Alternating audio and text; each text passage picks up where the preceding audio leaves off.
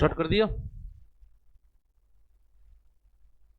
सभी लोगों का एक बार स्वागत है, अभिनंदन है हमारे ऑनलाइन यूट्यूब चैनल पर जिसका नाम है सिलेक्शन अड्डा। तो सभी साथियों से एक बार मैं आग्रह करता हूं, निवेदन करता हूं, फटाफट एक बार लाइव आ जाइए। मॉर्निंग की क्लास को आप लोग शेयर कर दीजिए। और जो भी हमारे साथी अभी तक चैनल पर पहली बार विजिट कर रहे हैं तो उन साथियों से मैं निवेदन करना चाह रहा हूं कि चैनल सब्सक्राइब ज़रूर कर लें, क्योंकि हमारे चैनल पर इंफॉर्मेटिव, इंपॉर्टेंट और आपके एग्जाम से रिलेटेड वीडियो जो हैं वो अपलोड किए जा रहे हैं। ठीक है। और हम लोग इस हफ्ते से हम लोग कोशिश कर रहे हैं कि आपको सारे सब्जेक्ट के वीडियो जो हैं टाइम टू टाइम अपलोड किए जाएं। ठीक है। तो फटाफट एक बार लाइव आ जाइए सबसे पहले और कमेंट करके बताइए कि मेरी आवाज़ आप लोगों तक पहुंच पा रही है।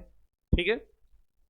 तो चलिए हम लोग अपने टॉपिक की शुरुआत करते हैं। उससे पहले कुछ बेसिक चीज़ों पर हम लोग थोड़ा सा बात करेंगे। ठीक है। वही आप लोगों से निवेदन कि भाई सभी लोग भाई शेयर जरूर करिए, क्योंकि ज़्यादा से ज़्यादा लोगों तक आप शेयर करेंगे तो ऐसी कंडीशन में टीचर को भी मोटिवेशन मिलेगा और टीचर पहले से ज़्यादा आपको अच्छा पढ़ाने का प्रयास करेगा। ठीक है।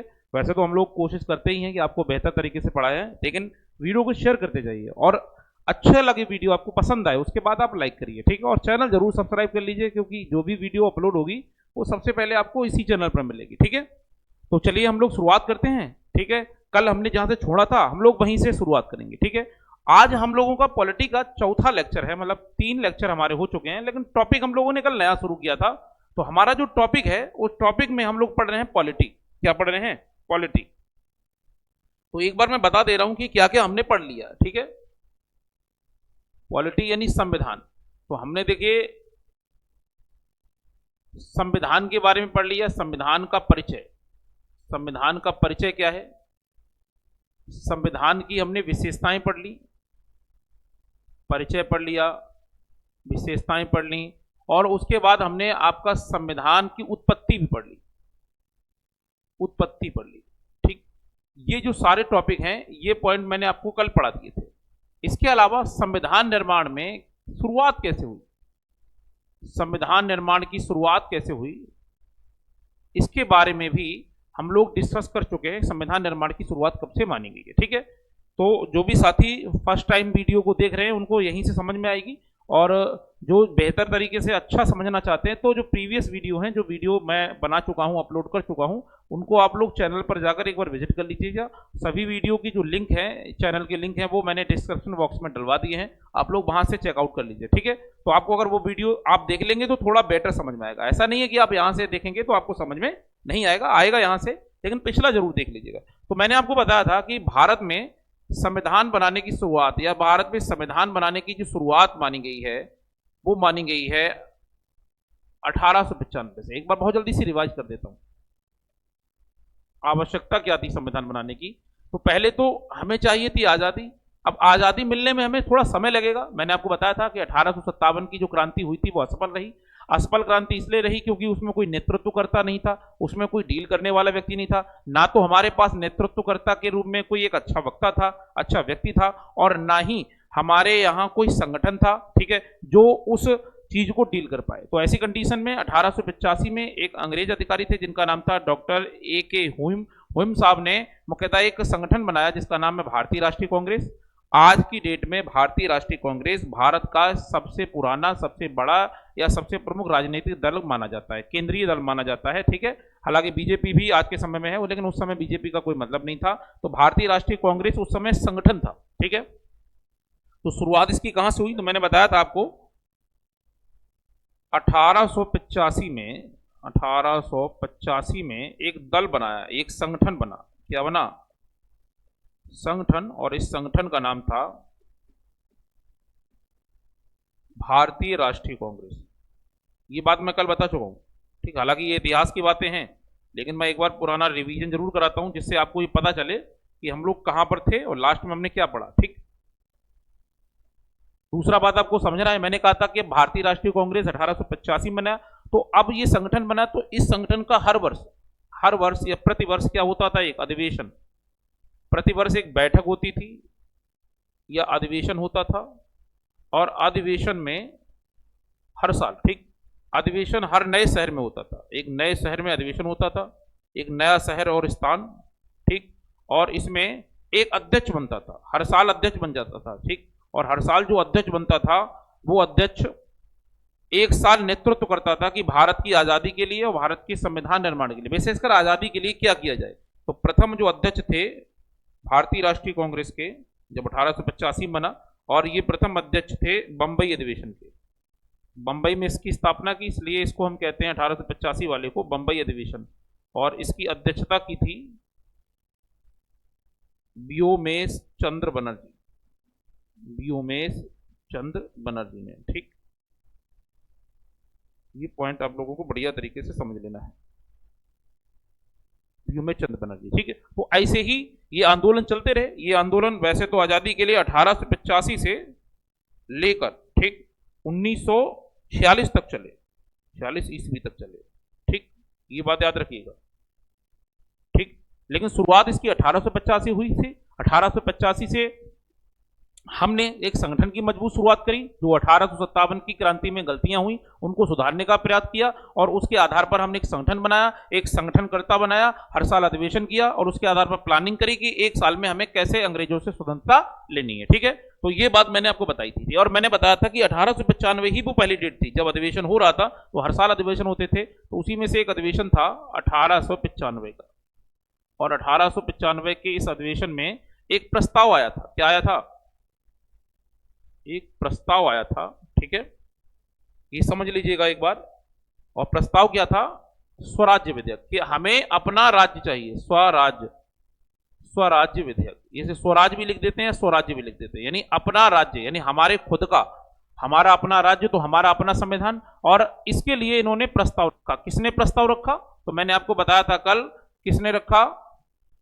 आपका बाल गंगाधर तिलक। तो तिलक ने यह प्रस्ताव 1895 में भारतीय राष्ट्रीय कांग्रेस के अधिवेशन में रखा था। ठीक है, और उसके आधार पर कहा कि भारत का अपना संविधान होना चाहिए। ठीक है, हम आजाद हो जाएंगे, लेकिन आजाद होने के बाद हम अपने नियम कैसे बनाएंगे? क्या आजादी होने के बाद हम तुरंत ही नियम बना लेंगे? जैसे क्लास एक टीचर जब पढ़ाता है तो क्लास से पहले हमें सिलेबस देखना है, और सिलेबस से पहले हमें यह देखना होता है, सिलेबस तो हम पढ़ाई देंगे, लेकिन हम सिलेबस को बेहतर बच्चे को कैसे समझाएं, किस तरीके से बच्चे आसानी से सिलेबस को याद कर लें, तो उसके लिए रणनीति बनानी होगी। तो इन्होंने कहा आजादी तो हमें मिल जाएगी, लेकिन आजादी होने के बाद या आजादी मिलने के तुरंत बाद क्या हम अपना संविधान तुरंत बना पाएंगे? इसलिए हम आजादी तो लेंगे ही लेंगे, आजादी की प्लानिंग तो करेंगे, लेकिन स्वतंत्रता लेते लेते ही हम अपने देश के संविधान के बारे में भी सोचेंगे, और हम अपना संविधान खुद का बनाएंगे, जिसमें हम सभी लोग अपने अनुसार संविधान बना सकें। ठीक है, तो 1895 में मैंने कहानी बताई थी, कल मैं आपको बता चुका हूं। इसके बाद 1922 में, ठीक है, 1895 के बाद 1922 में भी भारतीय राष्ट्रीय कांग्रेस का अधिवेशन हुआ।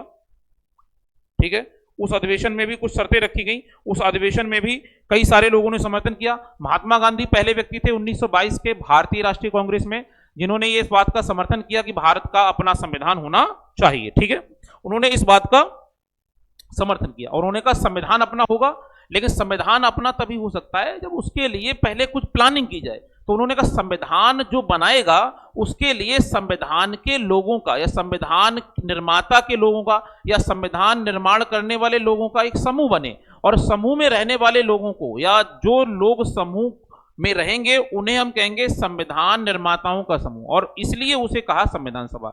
उसने कहा कि ऐसे लोगों का समूह जहां लोग संविधान बनाने पर काम करेंगे उसे कहेंगे संविधान सभा। तो संविधान बनाने के लिए संविधान सभा में कई सदस्य बनाए गए थे। तो ऐसी कंडीशन में 1922 में महात्मा गांधी ने कहा कि संविधान निर्माण से पहले संविधान सभा का गठन होना चाहिए, 1922 में। ठीक है, उसके बाद 1922 के बाद मैंने आपको बताया था कि 1928 में पंडित मोतीलाल नेहरू का मानना था, जो जवाहरलाल नेहरू के पिता थे। मोतीलाल नेहरू बहुत ही वरिष्ठ वकील थे उस समय। उन्होंने कहा कि हम सर्वसम्मति से अपनी इच्छा से सभी लोग, जितने भी हमारी छोटी छोटी पार्टियां हैं, क्योंकि 1885 में तो कांग्रेस पहली पार्टी थी, पहले पार्टी भी नहीं थी, संगठन था। लेकिन 1885 के बाद जब 19वीं शताब्दी आई, यानी 1900 के बाद का समय आया, तो भारत में कई सारे छोटे छोटे दल संगठन बन गए।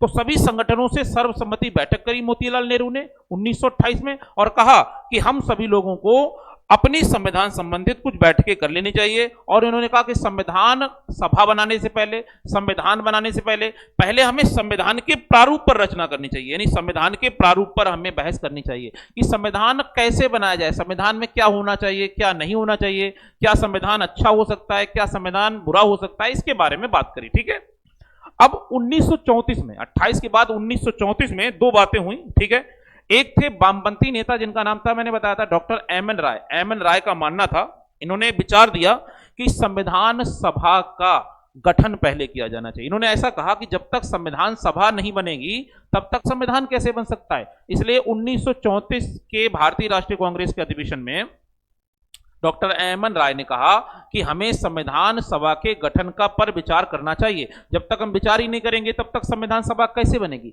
1934 में ही जवाहरलाल नेहरू ने भी ये माना कि संविधान सभा का गठन आवश्यक है, संविधान सभा का गठन जरूरी है, और जब तक विचार आएगा नहीं तब तक गठन नहीं हो सकता। ये बात मैंने आपको बताई थी। ठीक, ये बात हो गई 1934 तक की, जो मैंने कल के टॉपिक में आपको बताई थी। अब मैं थोड़ा सा उससे आगे बढ़ता हूं। अब 1934 तक भारतीय अपने अपने संविधान बनाने की प्रक्रिया में लिप्त थे। सबके अपने अपने वक्तव्य थे, सब अपने अपने संविधान बनाने की बात पर कायम थे। ठीक है, तो ऐसी कंडीशन में अंग्रेजों ने उसी समय भारतीयों के लिए एक एक्ट बनाया। ये एक्ट बनाया थे अंग्रेजों ने खुद के लिए। अब अंग्रेजों को लगने लगा था 1934 तक और 35 तक खासकर कि आज नहीं तो कल हमें भारत को छोड़कर जाना होगा, क्योंकि इसी पीरियड में 1921 में अंग्रेजों ने भारत में एक संसद बनवाई थी, जो आज के समय में भारतीय संसद है। हालांकि अब इस साल सरकार ने नई संसद में अपना कामकाज शुरू कर लिया है। भारत ने अपनी नई संसद, आधुनिक संसद बना ली, जिसकी शुरुआत जो है वो 28 मई सन 2023 से हो गई। लेकिन अंग्रेजों ने एक संसद बनवाई थी 1921 में, जिसे बनने में काफी समय लगा, और कहा जाता है कि ये संसद 1928 में बनकर तैयार हुई है। 21 में शुरुआत हुई, 28 में बनकर तैयार हुई। लेकिन 28 में अगर बनकर तैयार होगी तो अंग्रेजों का मोटिव यही होगा कि संसद में हम कुछ बैठकर काम करेंगे। लेकिन अंग्रेजों को नहीं पता था कि स्थितियां हमारे लिए इतनी विपरीत हो जाएंगी कि हम भारत में लंबे समय तक शासन नहीं कर पाएंगे। अब 34 तक आते आते अंग्रेज ये समझ चुके थे आज नहीं तो कल हमें भारत छोड़कर जाना होगा। तो अंग्रेज जाते जाते 1935 में एक कानून बनाकर गए। उस कानून का नाम था भारत शासन अधिनियम, यानी भारत पर शासन करने का अधिनियम, यानी भारत पर कैसे शासन किया जाए उसमें वो नियम बनाकर गए। और वो नियम उन्होंने बनाए तो अपने लिए थे कि हम भारत पर कैसे शासन करेंगे, और बाद में भारतीयों से कहा कि ऐसा करिए, आप अगर अपने देश का संविधान बनाने में असमर्थ हैं, आप अपने देश के संविधान बनाने में वैचारिक मतभेदों से ग्रसित हैं, तो आप मेरे द्वारा बनाए हुए संविधान को ग्रहण कर लीजिए, क्योंकि यह संविधान भी मैंने भारत के लोगों के लिए बनाया है, आप मेरे संविधान को स्वीकार कर लीजिए। ठीक है, यह बात है 1935 में। तो 1935 में अंग्रेजों ने भारतीयों के लिए भारत शासन अधिनियम 1935 बना कर दिया। लेकिन भारतीय बहुत चालाक थे, समझ चुके थे सारी चीजें अंग्रेजों की। तो भारतीयों का मानना था कि अगर हम अंग्रेजों के द्वारा बने हुए एक्ट को या अधिनियम को, कानून को स्वीकार कर लेंगे तो स्वतंत्र होने से कोई फायदा नहीं, क्योंकि हम स्वतंत्र तो हो जाएंगे लेकिन वास्तविक नियमानुसार हम कभी स्वतंत्र नहीं होंगे, क्योंकि उन सभी में नियम तो वही शोषण वाले हैं जो अंग्रेजों ने बनाकर तैयार किए। इसलिए भारतीयों ने अंग्रेजों द्वारा बनाए गए भारत शासन अधिनियम का विरोध किया और उसे अडॉप्ट करने से, स्वीकार करने से मना कर दिया। ये बात 35 की ही है। ठीक है, तो 35 के 2-3 पॉइंट हैं जो आप समझ लीजिएगा। अब 35 के बाद अंग्रेजों ने उस कॉन्सेप्ट को वहीं खत्म कर दिया और उसके बाद संविधान बनाने की मांग और ज्यादा तेज होने लगी। इधर भारतीय जो लोग थे वो संविधान सभा बनाने की मांग कर रहे थे, संविधान सभा के गठन की मांग करने लगे थे, लेकिन अभी तक कोई निश्चित प्रक्रिया नहीं हुई। लेकिन इसी समय 1935 में ही भारतीय राष्ट्रीय कांग्रेस के ज्यादातर लोगों ने और अन्य संगठन के लोगों ने लिखित में, आधिकारिक रूप से, यानी लिखित में कागज पर हस्ताक्षर करके सभी ने एक साथ एक स्वर में यह मांग की कि हमें आधिकारिक रूप से अपना संविधान बनाना चाहिए। इससे पहले सिर्फ बातें हवा में होती थी, संविधान बनाने पर कोई जोर नहीं होता था, कोई सहमत होता था, कोई सहमत नहीं होता था, कोई किसी तरीके से कहता था। लेकिन अब सब एकजुट हो गए, एक मत हो गए और सबने अपने अपने साइन किए और सब आधिकारिक रूप से मांग करने लगे कि भारत का संविधान होना चाहिए। ये एक बात है 35 की। ठीक है, और मैंने कहा था 35 के बाद भारत के संविधान की प्रक्रिया या भारत के संविधान बनाने की प्रक्रिया काफी तीव्र हुई और ये कुछ कुछ धीरे धीरे आगे बढ़ने लगी। लेकिन अभी भी भारत के लोगों के लिए अंग्रेजों ने संविधान बनाने की औपचारिक अनुमति नहीं दी। मतलब टेम्परेरी तो कहा कि आप संविधान बना लो, क्योंकि वो 1935 भारत शासन अधिनियम भारत सरकार ने या भारत के लोगों ने ग्रहण नहीं किया, तो अंग्रेज इससे नाराज थे। इसलिए वो ये तो कहते थे अगर आप मेरा नहीं अपना रहे हो तो अपना बना लीजिए, लेकिन उन्होंने इस बात की हमें कोई लिखित जानकारी नहीं दी। और मैंने आपको बताया था कि 1940 में एक प्रस्ताव आया था जिसका नाम था अगस्त प्रस्ताव या क्रिप्स प्रस्ताव। इस क्रिप्स प्रस्ताव में अंग्रेजों ने पहली बार भारतीयों को अनौपचारिक मान्यता दी कि आप अपना खुद का संविधान बना सकते हैं। बताइए, 35 से पहले हमसे कह रहे थे कि संविधान बना लीजिए, लेकिन उन्होंने लिखित में हमें अनुमति 1940 में दी। तो हमने लिखित में अनुमति अंग्रेजों से कब ली? 1940 में। और 1940 के बाद यह तय हुआ कि भारतीय अब अपना संविधान बनाकर तैयार कर सकते हैं। लेकिन 40 के बाद का भी समय निकल गया, लेकिन संविधान नहीं बन पाया। तब अंग्रेजों ने कहा कि आप या तो संविधान बना लीजिए, अब तो हमने परमिशन में दे दी, और अगर आप संविधान बनाने में असमर्थ हैं या आपको संविधान बनाने में किसी प्रकार की दिक्कत आ रही है, तो आप एक तरीके से क्या कर सकते हैं कि आप अपने देश को स्वतंत्र कराने के लिए उन्होंने कंडीशन रखी कि हम आपके देश को तब तक स्वतंत्र नहीं करेंगे जब तक आप एक संविधान बनाकर तैयार ना कर लें। तो परमानेंट बना लें तो अच्छी बात है, पर परमानेंट अगर नहीं बना पा रहे हैं तो कोई दिक्कत नहीं, आप एक टेम्परेरी कॉन्स्टिट्यूशन बना लीजिए, एक अस्थायी संविधान बना लीजिए। हम उसी अस्थायी संविधान के आधार पर आपके देश को स्वतंत्र कर देंगे। और उसी अस्थायी संविधान के लिए उस समय के ब्रिटेन के प्रधानमंत्री थे क्लीमेंट एटली, जिन्होंने 1946 में 3 सदस्यीय भारत पैनल भेजा, और उस पैनल ने भारत में आकर जांच पड़ताल की कि भारत में किस प्रकार का संविधान होना चाहिए और भारत को किस हिसाब से आजादी मिलनी चाहिए। तो जल्दी से फटाफट स्क्रीनशॉट ले लीजिए, फिर हम लोग आगे चलते हैं थोड़ा सा।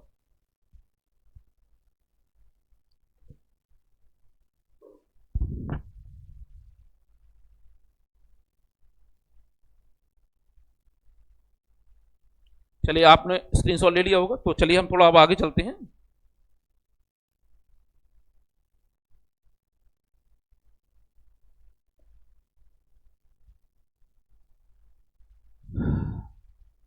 तो हम पढ़ रहे थे संविधान निर्माण। एक बार हेडिंग डाल देता हूं फिर से,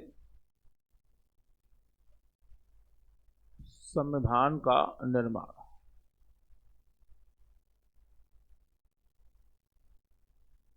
ठीक, अब मैं कह रहा था 1946 ईस्वी में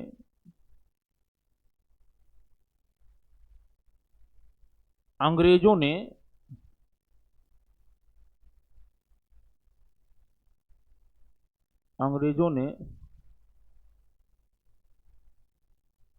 भारतीयों की स्वतंत्रता के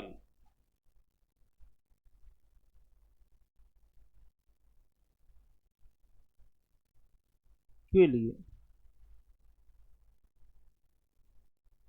अस्थायी संविधान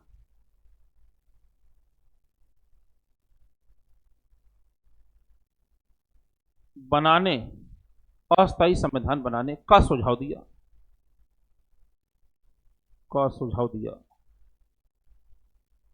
और इसी के आधार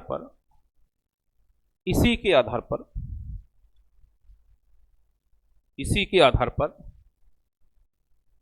उस समय के जो ब्रिटेन के प्रधानमंत्री थे,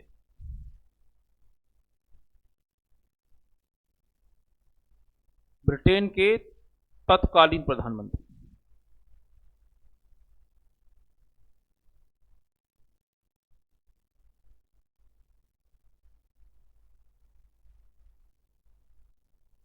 जिनका नाम था क्लीमेंट एटली, क्लीमेंट एटली ने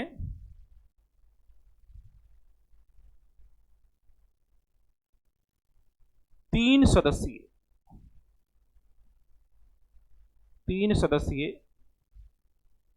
पैनल भेजा, 3 सदस्यों का पैनल भेजा इस बात की जानकारी के लिए कि किस प्रकार के सदस्यता देनी चाहिए। तो इसमें ठीक है, अब इसमें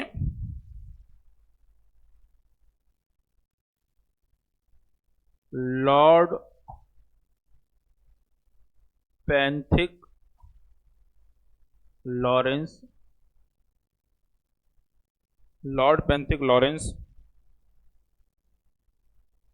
सर स्टेफोर्ड क्रिप्स, ये पूछ सकता है, ये भाई क्रिप्स थे जिसके आधार पर, ये क्रिप्स ही थे जिन्होंने मान्यता दी थी 1940 में भारतीय संविधान बनाने के लिए भारतीयों को। और एक आपका हो गया ए बी अलेक्जेंडर। अलेक्जेंडर, तो ये भैया नाम थे। अब जो ये तो थे अध्यक्ष मेन, और ये थे सचिव, इन्हें भारत सचिव भी कहते थे उस समय, और ये सदस्य थे केवल। तो 3 सदस्यीय पैनल को इन्होंने 1946 में जांच पड़ताल के लिए भेजा कि भारत को स्वतंत्रता कैसे मिले। ठीक है, तो 3 सदस्यीय पैनल ये आया था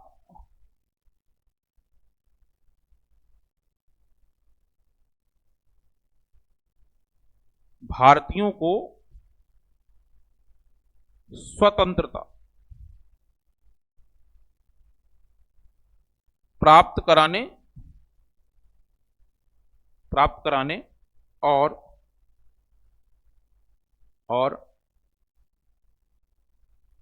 अस्थायी संविधान बनवाने, अस्थायी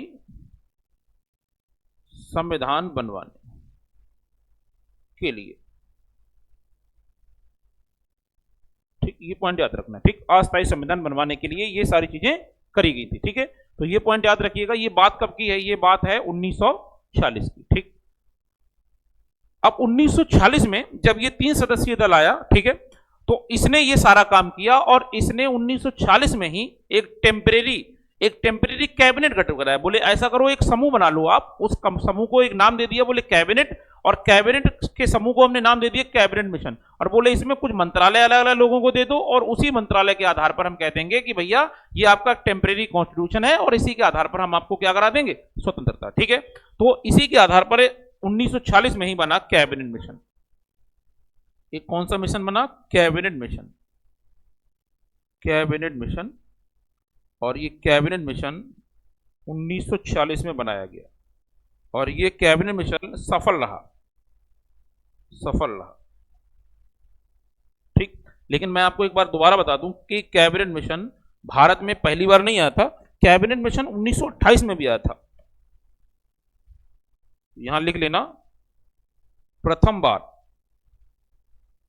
बार कैबिनेट मिशन 1928 में आया। ठीक, और ये साइमन कमीशन के आधार पर आया था। साइमन कमीशन, साइमन कमीशन, एक साइमन कमीशन आयोग बनाया था, जिसे ही मुख्यतः कैबिनेट मिशन कहा गया। लेकिन इस साइमन कमीशन की बातें अस्वीकार कर हो गई, भारत में अस्वीकार रही, जिस कारण से 1928 में साइमन कमीशन जब भारत में आया था, ठीक है, तो उस समय उनकी बातों पर विचार नहीं किया गया। और शायद कहा जाता है कि साइमन कमीशन की बातों को महात्मा गांधी द्वारा उसी समय स्वीकार कर लिया जाता, तो भारत शायद 1928 में आजाद हो जाता। लेकिन 1928 में जब साइमन कमीशन प्रथम बार आया, जिसे बाद में इसी के आधार पर कैबिनेट मिशन गठित होना था, लेकिन इसकी बातों को महात्मा गांधी ने स्वीकार नहीं किया। तो यहां लिख सकते हैं, महात्मा गांधी द्वारा 1928 में स्वीकार नहीं किया गया। महात्मा गांधी द्वारा स्वीकार नहीं किया गया।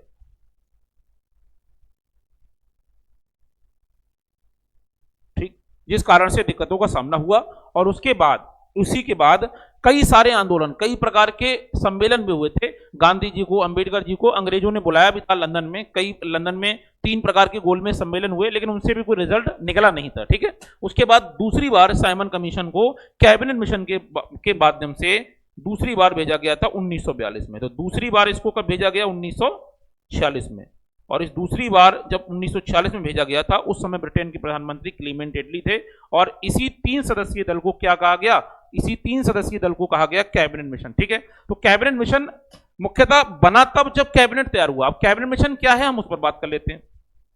फटाफट स्क्रीनशॉट ले लीजिए इसका।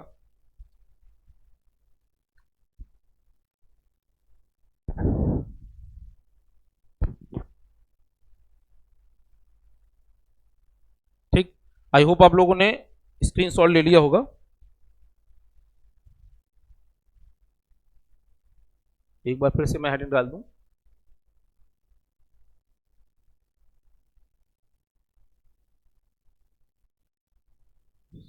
संविधान निर्माण। तो अब बात करते हैं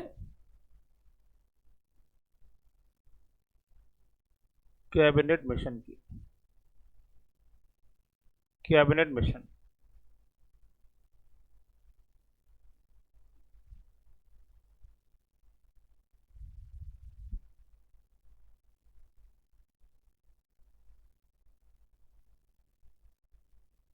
राजनीतिक राजनीतिक दलों के समूह द्वारा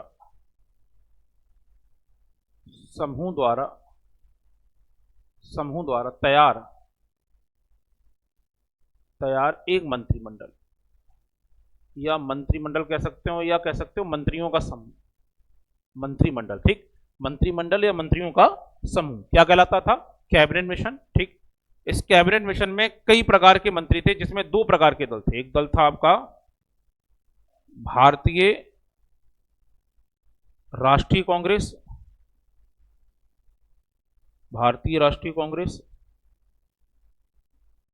ठीक, और दूसरी थी भारतीय मुस्लिम लीग। भारतीय राष्ट्रीय कांग्रेस और भारतीय मुस्लिम लीग।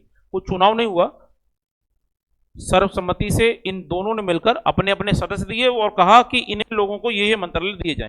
ये अंग्रेजों ने इनसे रिपोर्ट मांगी। अब इसमें भारतीय राष्ट्रीय कांग्रेस जो बनी है वो बनी है 1885 में, और मुस्लिम लीग बनी है 1906 में। ये दोनों पार्टियां अलग अलग समय में बनी है, ठीक है। और ये बात अभी हम लोग कर रहे हैं 1946 की, ठीक है। अब ये कैबिनेट मिशन तैयार किसने किया? जो 3 अंग्रेज अधिकारी आए, जिन्होंने भारत में रहकर कई सारे नियमों पर बात करी है, ठीक है।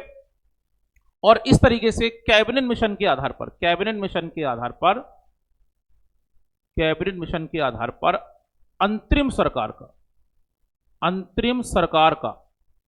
अंतरिम सरकार का गठन हुआ। मतलब ये तय हुआ कि उस अंतरिम सरकार कैसे बनाई जाए, और उस अंतरिम सरकार में मंत्रिमंडल तैयार किया गया।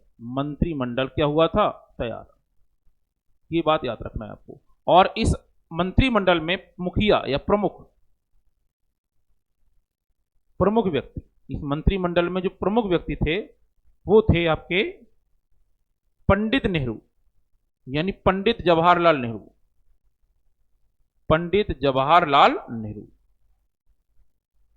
ये बात आप लोग बढ़िया तरीके से समझ लीजिएगा, ठीक है। तो पंडित नेहरू थे। अब 2 ही दल थे, तो इसमें कुल जो मंत्रालय थे, यानी इसमें कुल जो मंत्रालय रखे गए थे, तो यहां हम लिखेंगे हम कुल मंत्रालय रखे गए। तो कुल मंत्रालय थे या 14। अब 14 लोग थे तो 14 मंत्रालय, तो 14 मंत्रालय या 14 व्यक्ति। इस मंत्रालय में 14 व्यक्ति थे, ठीक है। दूसरा, अगर 14 होंगे तो इसमें जो 9 थे, 9 मंत्रालय तो कांग्रेस के थे, और जो 5 मंत्रालय दिए गए थे वो मुस्लिम लीग को दिए गए थे।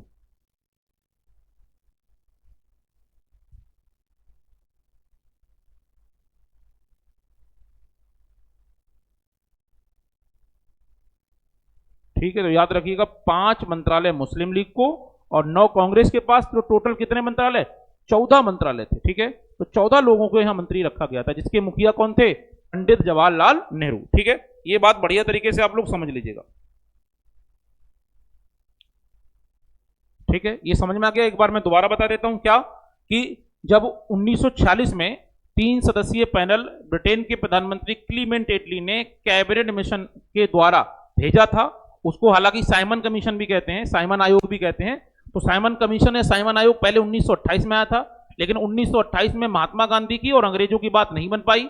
जिनको निपटाने के लिए या जिनको क्रियान्वित करने के लिए या जिसको सही करने के लिए अंग्रेजों ने महात्मा गांधी और डॉक्टर भीमराव अंबेडकर को लंदन में गोलमेज सम्मेलनों में बुलाया था। 3 गोलमेज सम्मेलन हुए थे, लेकिन तीनों गोलमेज सम्मेलनों में लंदन में जब हुए तो अंबेडकर और गांधी जी अंग्रेजों से सहमत नहीं हुए, जिसके कारण साइमन कमीशन की बात 1928 के बाद समाप्त हो गई। आजादी की बात सारी खत्म हो गई। उसके बाद जब 1946 में दोबारा कैबिनेट मिशन भेजा गया, ठीक है, तो इसमें 3 सदस्य थे जिसके मैंने नाम बताए थे। एक नाम था आपका, ठीक है, लॉरेंस साहब, यानी, और एक था सर स्टेफोर्ड क्रिप्स, और तीसरा था आपका एबी अलेक्जेंडर, जिन्होंने एक कैबिनेट मिशन तैयार करवाया। कब? 1940 में ही।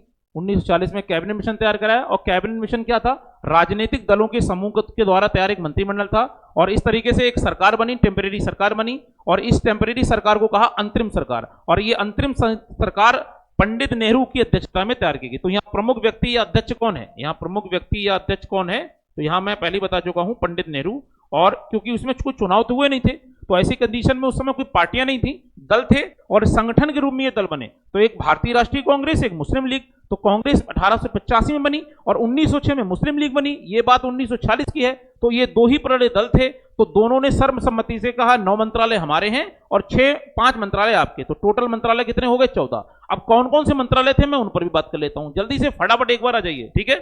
और किसी प्रकार की कोई दिक्कत है तो कमेंट जरूर कर लीजिए। पहले स्क्रीनशॉट ले लीजिए आप लोग।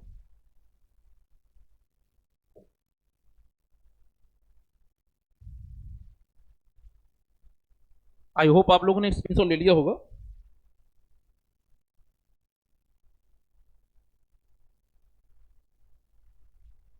ठीक, तो हम लिखेंगे अंतरिम।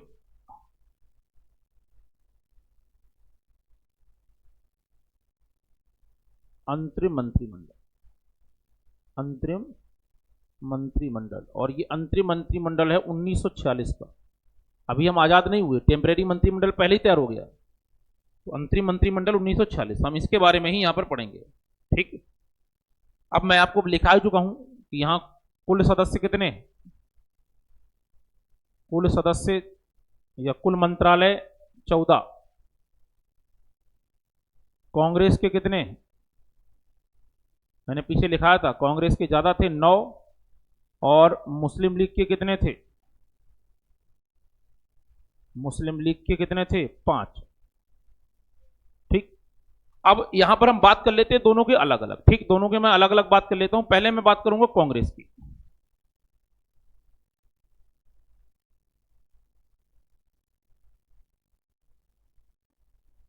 अब ये तो आपको पता चल गया, कांग्रेस के 8 9 थे और अकेले नेहरू सबसे मेन थे। अब इसमें अलग अलग थे। तो पहला नाम आएगा जवाहरलाल नेहरू। जवाहरलाल नेहरू, जवाहरलाल नेहरू। ठीक, तो जवाहरलाल नेहरू के पास क्या था पद, मैं वो भी बता देता हूं। ये राष्ट्रमंडल प्रमुख थे, इन्हें राष्ट्रमंडल मंत्रालय दिया गया।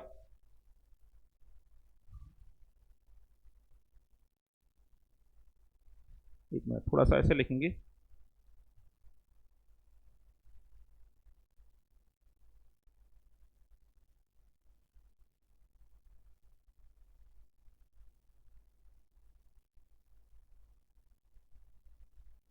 ठीक, तो हम अभी अभी यहां लिखेंगे हम अध्यक्ष।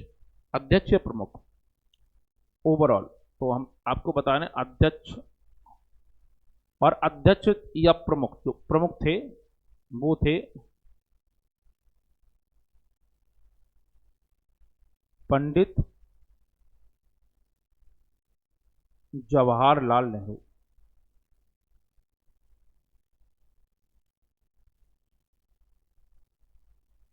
ठीक, अब मैं एक एक करके बात कर लेता हूं। अब पहले हैं आपके पंडित नेहरू को ही मैं लिखता हूं, पंडित नेहरू। तो इनके पास कई सारी जिम्मेदारियां थी।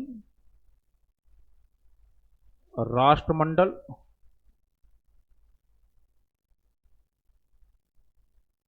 विदेश,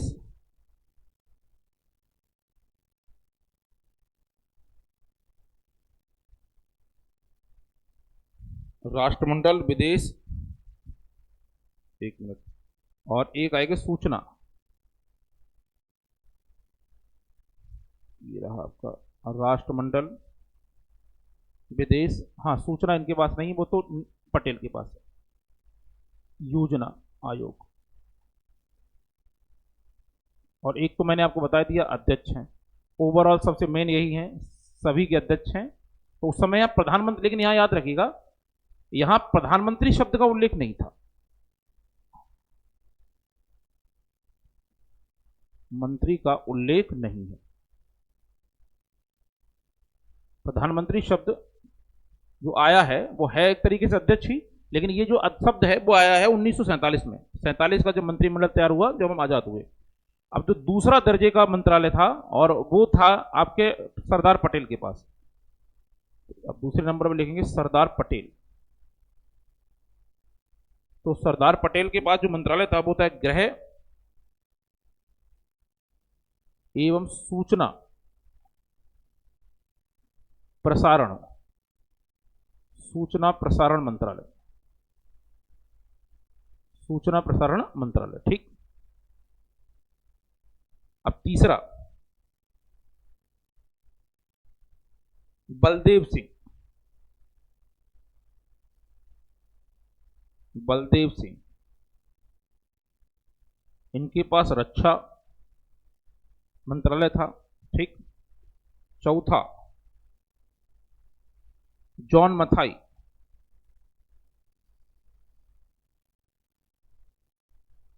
जॉन मथाई, उद्योग एवं नागरिक आपूर्ति, या हम कह सकते हैं उद्योग मंत्रालय।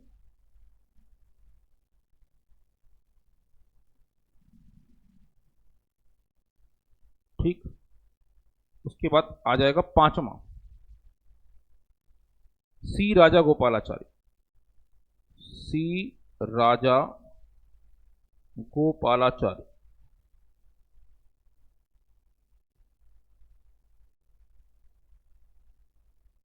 इन्हें बनाया गया शिक्षा एवं कला मंत्रालय।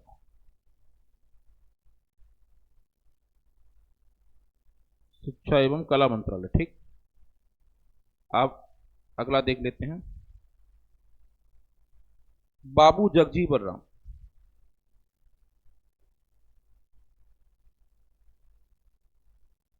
बाबू जगजीवन राम,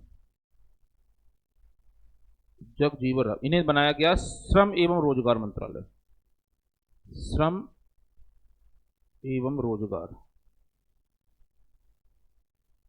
ठीक। श्रम एवं रोजगार मंत्रालय दिया गया, 1 2 3 4 5 6। ठीक। अब उसके बाद हम कुछ और लिख लेते हैं इधर।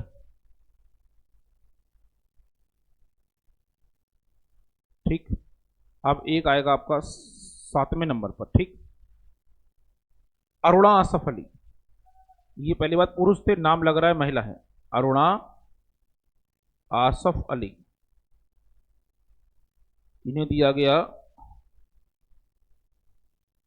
रेल एवं परिवहन, दोनों मंत्रालय थे, यानी रेलवे का भी था और सड़क भी था, रेल एवं परिवहन। अब आज की डेट में दोनों अलग अलग होते हैं। अब उसके बाद आएगा 8वें नंबर पर CH भाभा, CH भाभा, इन्हें दिया गया था CH भाभा को कार्य खनन एवं कार्य खनन, ऊर्जा और बंदरगाह, जो पोर्ट वगैरह या बंदरगाह जैसे होते हैं उनकी जिम्मेदारी दी गई। और 9वें नंबर पाएगा doctor Rajendra Prasad, doctor Rajendra Prasad, doctor Rajendra Prasad को दिया गया खाद्य एवं कृषि मंत्रालय, खाद्य एवं कृषि मंत्रालय। तो भैया ये 9 लोग हैं, आपके सामने लिख दिए मैंने। ये जो 9 लोग हैं 14 में से वो खाली कांग्रेस के हैं। किसके? खाली कांग्रेस के हैं। ठीक है। और बाकी अभी मैं बता रहा हूं आपको किसके, मुस्लिम लीग के। ठीक है। तो जल्दी से फटाफट आप लोग स्क्रीनशॉट ले लीजिए।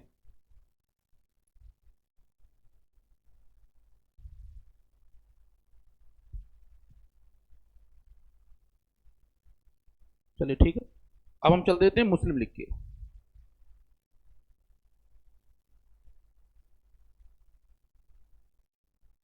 तो हमने कहा यहां हम लोग पढ़ रहे हैं अंतरिम मंत्रिमंडल, अंतरिम मंत्रिमंडल 1946। ठीक।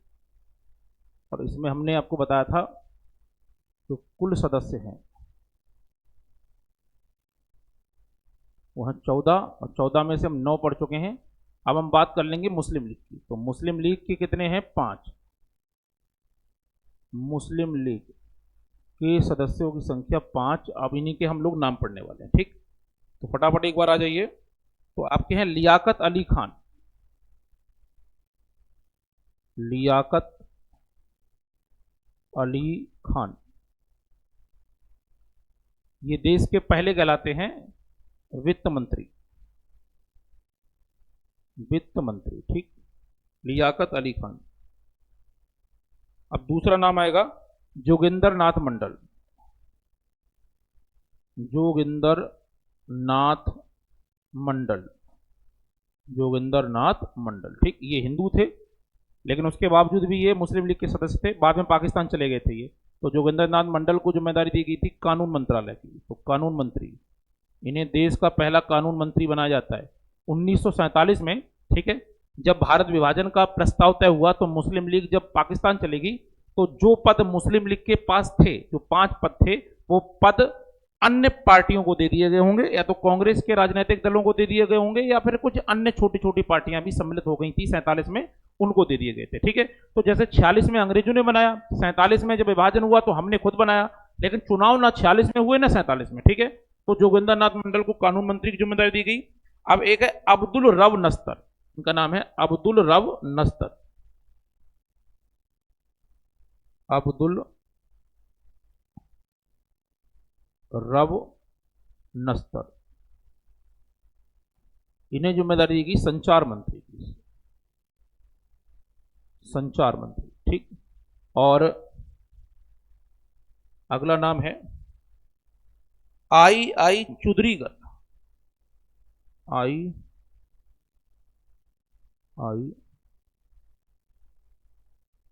चुंदरीगर, इन्हें दिया गया था वाणिज्य मंत्रालय, या ये मंत्रालय बना था वाणिज्य मंत्री। अब उसके बाद एक नाम और आता है गजांतर अली खान। गजांतर अली खान, गजांतर अली खान, इन्हें दिया गया था स्वास्थ्य मंत्रालय। स्वास्थ्य मंत्रालय यानी स्वास्थ्य मंत्री बनाए गए, ठीक। ये 5 नाम आपके सामने हैं जो मुस्लिम लीग के हैं, ठीक है। तो आप लोगों को आई होप ये चीजें समझ में आई होंगी। तो ये अंतरिम मंत्रिमंडल 1940 का है, ठीक है। ये अंतरिम मंत्रिमंडल 1940 का है, 2 3 4 5, ठीक। अब उसके बाद अंतरिम मंत्रिमंडल के बाद आएगा आपका स्वतंत्र मंत्रिमंडल। जब क्योंकि भैया अगर विभाजन वाली बात ना आती, ठीक है, यानी मुस्लिम लीग और पाकिस्तान मुस्लिम लीग और भारतीय राष्ट्रीय कांग्रेस में मतभेद ना होता तो इसकी जरूरत नहीं होती, 47 में आजाद हो जाते। लेकिन स्वतंत्र मंत्रिमंडल 1947 में जब आया, जब भारत और पाकिस्तान के विभाजन की बात आई, तो 47 में दोनों के रास्ते अलग हो गए। मुस्लिम लीग ने बाद में भारत में चुनाव में भी भाग नहीं लिया, और मुस्लिम लीग ने अपने आप को अलग कर लिया। जब मुस्लिम लीग ने अलग कर लिया तो मुस्लिम लीग को भी कुछ क्षेत्र दिया गया, जिसके कारण से भारत का विभाजन हुआ। और 1940 का जो मंत्रिमंडल अंग्रेजों द्वारा तैयार कराया था, उसके बाद 47 में हमें उसी प्रकार का मंत्रिमंडल फिर से तैयार कराना पड़ा, क्योंकि 47 में भी हमने या 46 में भी हमने जो मंत्रिमंडल बनाया वो अस्थायी कानून के तौर पर था, अस्थायी संविधान के आधार पर था। हमारे पास कोई परमानेंट संविधान नहीं था। जब 47 में हम आजाद हुए उसके बाद हमने अपना संविधान बनाना शुरू किया, ठीक है। तो आई होप आप लोगों को ये वीडियो बहुत बढ़िया से समझ में आई होगी, ठीक है। समझ में आई है तो भाई आप शेयर करिए, इसको सब्सक्राइब चैनल को जरूर करिएगा, और अपने दोस्तों तक जरूर भेजिएगा। और किसी भी प्रकार की दिक्कत है तो कमेंट जरूर करिए, हम उसका रिप्लाई देंगे। और भी अगर कोई समस्या है तो आप हमारे कोचिंग के कॉन्टैक्ट नंबर से भी बात कर सकते हैं, मुझसे भी बात कर सकते हैं। किसी भी प्रकार की प्रॉब्लम है तो मुझसे मिल सकते हैं, ठीक है। तो आज के लिए इतना ही वीडियो में, अभी के लिए फिलहाल में, और हम मिलते हैं नेक्स्ट वीडियो में बहुत जल्द। धन्यवाद, नमस्कार।